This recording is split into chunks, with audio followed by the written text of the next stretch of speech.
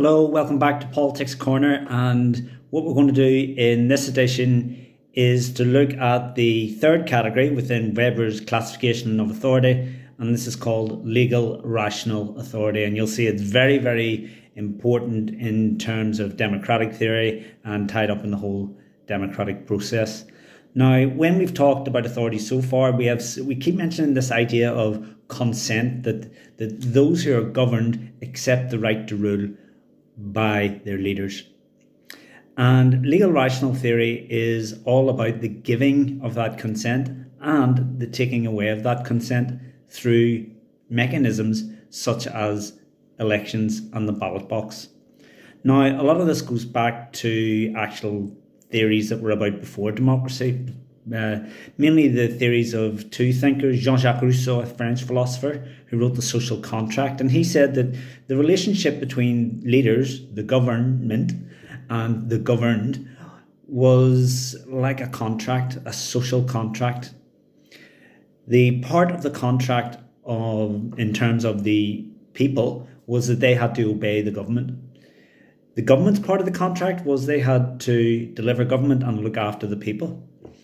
Interestingly, this was developed by an English philosopher called John Locke in his Two Treatises of Government. And what he said, though, was that if the government, the leaders, failed in their part of the contract, then the people didn't have to fulfill theirs. And they could overthrow the government. They could rebel. They could take away their consent. They could withdraw it. And this actually is democratic theory. Because if you think about what happens in elections, an election is when the people give their approval to a set of politicians who then become their leaders, who become their government. And they also then can withdraw that consent at the next election if they're unhappy. So let's pare back a bit on that. So what happens in an election is that the people indirectly get their say in policies because political parties stand on manifestos.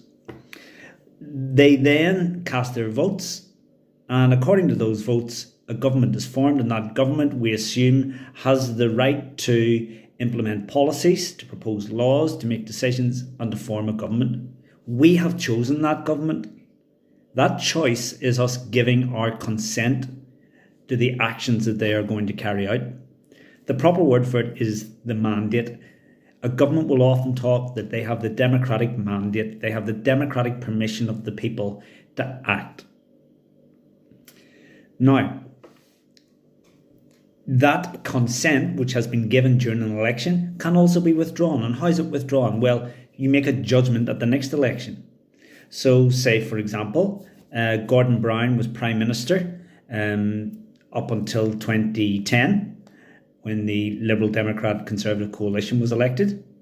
Gordon Brown was Prime Minister. He had that legal authority. There was a legal authority within his position. But the public withdrew their consent by not giving him a majority vote. Therefore, the consent from the people lay with other politicians, and in this case, David Cameron and Nick Clegg of the Liberal Democrats. So it's about giving consent to government actions and withdrawing it. And in a democracy, that's everything. You cannot be in that position of Prime Minister without having legal rational authority. Now, we talked about charismatic authority. Maybe charismatic authority helps get you there. But legal rational authority is the goal. Without it in a democracy, a leader does not have the right to rule. And the people will not accept that leader's right to rule because they haven't given their willing consent to it. If you look at Brexit, for example, Brexit was a referendum, and that's a real form of direct democracy where all the adults in a country are making a decision on one issue and the people voted in favour. So if you want to look at what was the consent of the people, well, then the consent of the people was that they wanted some form of Brexit. It wasn't a perfect vote. There were flaws with the vote. There were flaws with the question that the people were asked. But that was still an exercise in giving consent. Whenever consent is withdrawn at a subsequent election, that leader no longer has any authority in a democracy. Sometimes what you'll see in what we might call the more dodgy democracies is that when a leader thinks that their consent is going to be withdrawn, then they start to, if you like, slip into more what we would call authoritarian methods in order to preserve their position, because they know that their legal rational authority is starting to slip away from them. In most modern democracies, like we have in Western Europe, legal rational authority is the only one that matters in terms of your legal right to hold an office, a political office like Prime Minister, to form a government, and to propose legislation for the elected Parliament, who also have a mandate. They are sent there as well by the will of the people. They have the right to pass legislation. And given that most of that legislation will have been in the manifesto, the choice was there between one manifesto and another. One set of policies, one set of outcomes, and another set of outcomes. And it is the people who deliver that consent through the ballot box. So that's legal rational authority.